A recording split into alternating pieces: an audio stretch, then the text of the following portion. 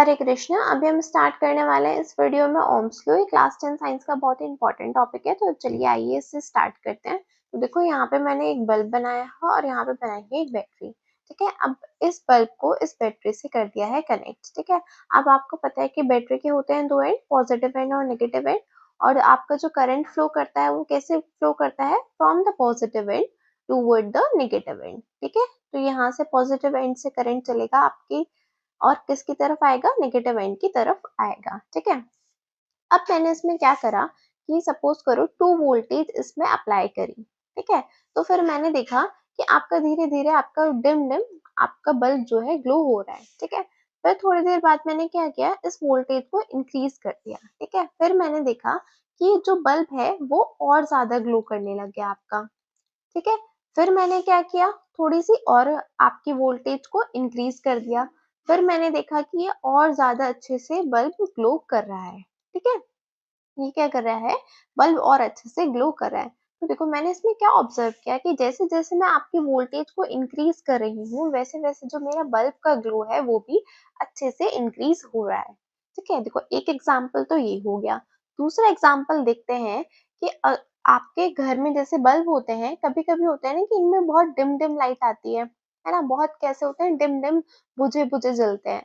तो क्या हम लोग क्या कहते हैं कि वोल्टेज जो है इस वक्त क्या हो रही होगी, कम आ रही होगी, इसलिए ये अच्छे से जल नहीं पा रहे हैं। ठीक है, इस वक्त क्या हो रही होगी, वोल्टेज जो है कम होगी, है ना। तो इस वजह से जो आपकी बल्ब है वो अच्छे से नहीं जल पा रही है। ठीक है, तो हमने इसमें क्या ऑब्जर्व किया दोनों में कि जैसे जैसे हम वोल्टेज को इंक्रीज कर रहे हैं वैसे वैसे हमारे जो करंट है वो भी इंक्रीज हो रहा है। अब ये जो चल रहा है वो करंट से ही तो चल रहा है ना। तो हम क्या कर रहे हैं कि वोल्टेज इंक्रीज होने पर करंट भी इंक्रीज हो रहा है, जिससे ये बल्ब आपका अच्छे से जल रहा है। ठीक है, लेकिन अगर हम वोल्टेज को कम कर दें तो ये बल्ब का जो ग्लो है वो भी कम हो रहा है।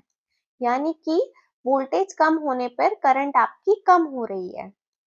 ठीक है, वोल्टेज के कम होने पर आपकी करंट भी जो है कम हो रही है। ठीक है, तो हमने इससे क्या ऑब्जर्व किया कि वोल्टेज आपका है डायरेक्टली प्रोपोर्शनल करंट के। ठीक है, वोल्टेज क्या है, डायरेक्टली प्रोपोर्शनल है करंट के, कि अगर हम वोल्टेज को इंक्रीज कर रहे हैं तो करंट भी खुद इंक्रीज हो रही है, लेकिन अगर हम वोल्टेज को कम कर दे रहे हैं तो आपकी जो करंट है वो भी कम हो रहा है। ठीक है, तो अगर हम इस डायरेक्टली प्रोपोर्शनल के साइन को हटाएंगे तो यहाँ पे इक्वल्स टू का साइन आ जाएगा और क्या आ जाएगा, एक कांस्टेंट आ जाएगा। ठीक है, तो इसकी जगह हमने कांस्टेंट रख दिया जिसको हमने आर बोला है। ठीक है, अब यहाँ पे ये आर क्या है, ये रेजिस्टेंस है। ठीक है, ये क्या है आपका, रेजिस्टेंस है, ये कांस्टेंट है। ठीक है, ये क्या है आपका, एक कांस्टेंट है।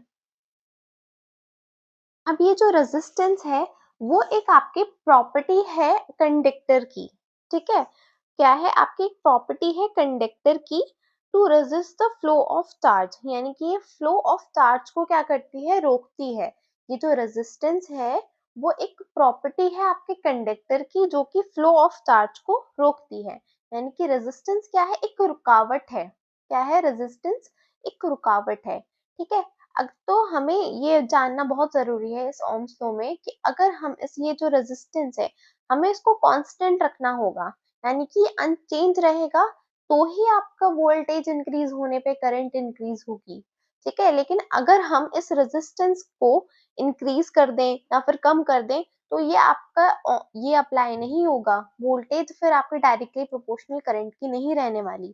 ठीक है, तो हमें रेजिस्टेंस को क्या करना रहेगा, कांस्टेंट रखना होगा, तो ही आपकी वोल्टेज डायरेक्टली प्रोपोर्शनल होगी करंट की।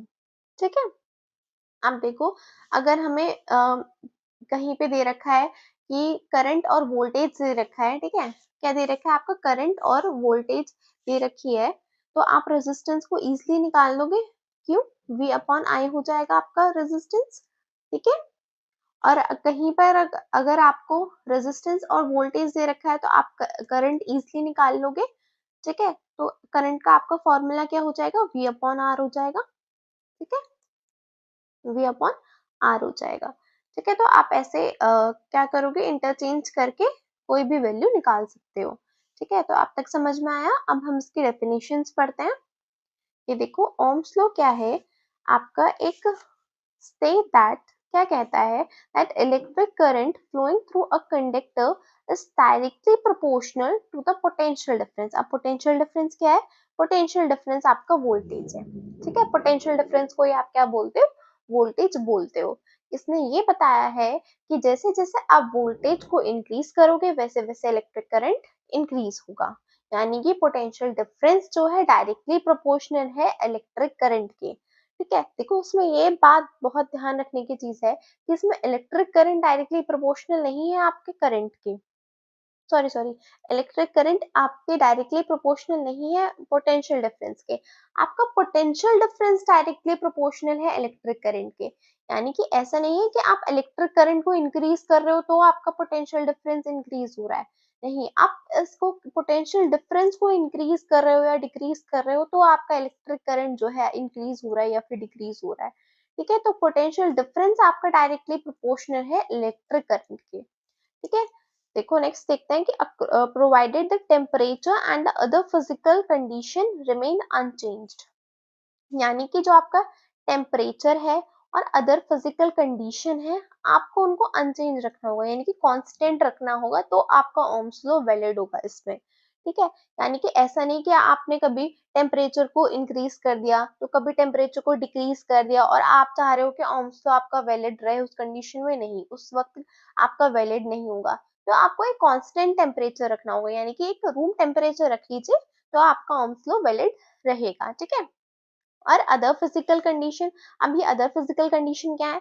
अदर फिजिकल कंडीशन है आपकी जिसकी कंडक्टर की, जिसमें कि आपका चार्ज जो है फ्लो हो रहा है, उसमें क्या है आपकी लेंथ उसकी सेम होनी चाहिए, ब्रेथ उसकी सेम होनी चाहिए, आपका विड्थ उसकी सेम होनी चाहिए। तो ये है अदर फिजिकल कंडीशन, ठीक है। यानी कि ओम्स लॉ आपका तब तक वैलिड रहेगा जब आपका टेम्परेचर और अदर फिजिकल कंडीशन कांस्टेंट रहेगी, ठीक है। अब लिखा है the law is mathematically represented as, अभी मैंने बताया था आपको कि ये लॉ कैसे मैथमेटिकली रिप्रेजेंटेड कर सकते हैं हम, कि V is directly proportional to I, ठीक है। तो इसकी जगह क्या आ जाएगा, आपको कांस्टेंट आ जाएगा जिसको हमने रेजिस्टेंस बोला है, ठीक है। रेजिस्टेंस क्या है? एक प्रॉपर्टी है कंडक्टर की, ठीक है। क्या है? एक प्रॉपर्टी है कंडक्टर की to resist the flow of charge, यानी कि रेजिस्टेंस क्या है? एक रुकावट है फ्लो ऑफ चार्ज में, ठीक है। और ये तो हो गया आपका voltage is directly proportional to current, then आपका आपका डायरेक्टली प्रोपोर्शनल का साइन हट के क्या आ जाएगा, एक कांस्टेंट आ जाएगा जिसको हमने बोला है आर, ठीक है। आर मतलब इसमें रेजिस्टेंस, ओके। अब देखो V क्या है, वोल्टेज है, ठीक है। V क्या है आपका, इधर वोल्टेज है, ठीक है, वोल्टेज है। आर आपको पता लग गया क्या है, आपका रेजिस्टेंस है, ठीक है। आई क्या है आपका, एक करंट है, ठीक है। अब तो आपके वोल्टेज की आपको ऐसा यूनिट क्या पता है, वोल्ट है।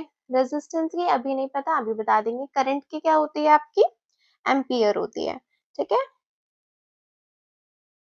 करंट की होती है आपकी एम्पियर, ठीक है। अब रेजिस्टेंस की यूनिट क्या होगी, तो देखो रेजिस्टेंस का फॉर्मूला क्या हो जाएगा, V अपॉन आई हो जाएगा, ठीक है। V की क्या होती है, वोल्ट होती है, आपकी एम्पियर, यानी कि करंट की क्या होती है, आपकी एम्पियर होती है, ठीक है। देखो V अपॉन ए हो गया, यानी कि वोल्ट अपॉन एम्पियर हो गया, है ना। तो यानी कि आपके रेजिस्टेंस की यूनिट हो जाएगी ओम्स, ठीक है। क्या हो जाएगी, आपकी ओम्स हो जाएगी, इसको आप ऐसे रिप्रेजेंट करते हो, ठीक है। तो आपके रेजिस्टेंस की यूनिट हो गई है ओम्स, ठीक है। आप देखो नेक्स्ट पढ़ते हैं कि the current increases has a potential, current क्या होगा, इंक्रीज होगा as the potential difference increases if the resistance is kept steady. देखो एक इंपॉर्टेंट पॉइंट तो ये है आपका, ठीक है। दूसरा इंपॉर्टेंट पॉइंट क्या है आपका, कि ohm's law is only valid when the temperature and the other physical condition of the conductor do not change, ठीक है। ये मैंने आपको बता दिया कि टेम्परेचर और अदर फिजिकल कंडीशन क्या होंगी, आपकी कांस्टेंट रखनी होगी, तभी आपका ohm's law वैलिड रहेगा, ठीक है। अब देखते हैं कि ओमिक कंडक्टर्स किन्हें कहते हैं और नॉन ओमिक कंडक्टर किन्हें कहते हैं। तो देखो, जो कंडक्टर ओम्स लॉ को फॉलो करें, ओबे करें, उनको हम क्या कहेंगे? ओमिक कंडक्टर कहेंगे। ठीक है, तो ओबे तो ओम्स लॉ, उन्हें हम क्या कहेंगे? ओमिक कंडक्टर कहेंगे। और नॉन ओमिक कंडक्टर हम किन्हें कहेंगे? जो ओम्स लॉ को फॉलो ना करें। ठीक है, ओम्स लॉ को फॉलो ना करें उसको हम क्या कहेंगे? Non ohmic conductor. ठीक है, आप तो आपके ओमिक कंडक्टर कौन कौन से हुए? आपके सारे मेटालिक कंडक्टर, जैसे कि सिल्वर हो गया या फिर कॉपर हो गया। ठीक है, नॉन ओमिक कंडक्टर जो आपके ओम्स लॉ को फॉलो ना करें। जैसे कि आपका बल्ब का फिलामेंट। ठीक है, बल्ब का फिलामेंट क्या है? आपका नॉन ओमिक कंडक्टर है, वो ओम्स लॉ को फॉलो नहीं करता। ठीक है, और जैसे कि आपका सिल्वर कॉपर हो गया, वो आपके ओमिक कंडक्टर है। क्यों? क्योंकि वो आपके ओम्स लॉ को फॉलो करते हैं। ठीक है, तो देखो, इसका ग्राफ जो आएगा वो लीनियर ग्राफ आएगा। ठीक है, इसको हमने मान लिया ए, यहाँ मान लिया ओ, और यहाँ मान लेते हैं बी, और इसको वैल्यू दे देते हैं अपना सी। ठीक है, अब हम इसके निकालते हैं स्लोप। ठीक है, अब स्लोप कैसा होगा अपना? हाइट और बेस के बीच में निकालते हैं, है ना? स्लोप कैसे निकलता है? Height upon base. तो हाइट क्या है? AC, बेस क्या है? OC। हाइट AC, मतलब AC किसके इक्वल है? अपना V के इक्वल है। OC किसके इक्वल है? I के इक्वल है। यहाँ हम देख रहे हो ना, AC किसके इक्वल है? V के इक्वल है। ठीक है, OC किसके इक्वल है? I के इक्वल है। ठीक है, अब आपको पता है कि रेजिस्टेंस का फॉर्मूला क्या होता है? V अपॉन I होता है। ठीक है, यानी कि स्लोप जो है इसका, वो किसके इक्वल हो गया? रेजिस्टेंस के इक्वल हो गया। ठीक है, यानी कि इसका स्लोप जो है वो किसके इक्वल हो गया? आपका रेजिस्टेंस के इक्वल हो चुका है। ठीक है, अब हम दूसरा ग्राफ देखते हैं, आई और वी के बीच में, करंट और वोल्टेज के बीच में। ठीक है, तो चलो, इसका भी ग्राफ जो है लीनियर ही होगा। इसको हमने ए नाम दे दिया। ठीक है, इसको यहाँ पे ओ, और यहाँ पे ये बी, और ये आपका सी। ठीक है, चलो इसका स्लोप निकालते हैं। तो स्लोप क्या होगा? स्लोप वही होगा आपका हाइट अपॉन बेस। ठीक है, हाइट क्या है इसमें? AC है। ठीक है, बेस क्या है? OC है। इसमें AC किसके इक्वल है? करंट के इक्वल है, I के इक्वल है। OC किसके इक्वल है? V के। यहाँ आप देख रहे हो AC किसके इक्वल है? करंट। ठीक है, और ये बेस किसके इक्वल है? ये वोल्टेज के इक्वल है। ओके, तो देखो, इसका जो स्लोप होगा, आप देखो किसके इक्वल होगा? यहाँ पे क्या है? अपना I अपॉन V आया है, यानी कि इसका उल्टा आया है ना?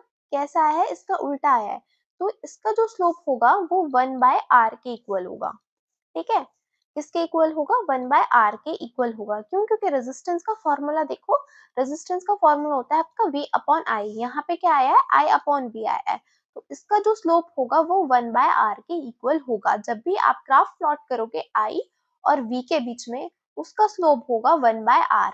और जब आप ग्राफ प्लॉट करोगे V और I के बीच में, तो जो उसका स्लोप होगा वो रेजिस्टेंस के इक्वल होगा। ठीक है, अब चलो हम एक क्वेश्चन करके देखते हैं जल्दी से, कि इसमें बताना है कि ए की आपकी रेजिस्टेंस ज्यादा है या फिर बी का रेजिस्टेंस ज्यादा है। ठीक है, ए का रेजिस्टेंस ज्यादा है या फिर बी का रेजिस्टेंस ज्यादा है। तो देखो, सबसे पहले तो आप देखो कि ये ग्राफ किसके बीच में प्लॉट हुआ है? ये वी और आई के बीच में प्लॉट हुआ है। ठीक है, तो इसका स्लोप क्या होगा? आपको रेजिस्टेंस देगा।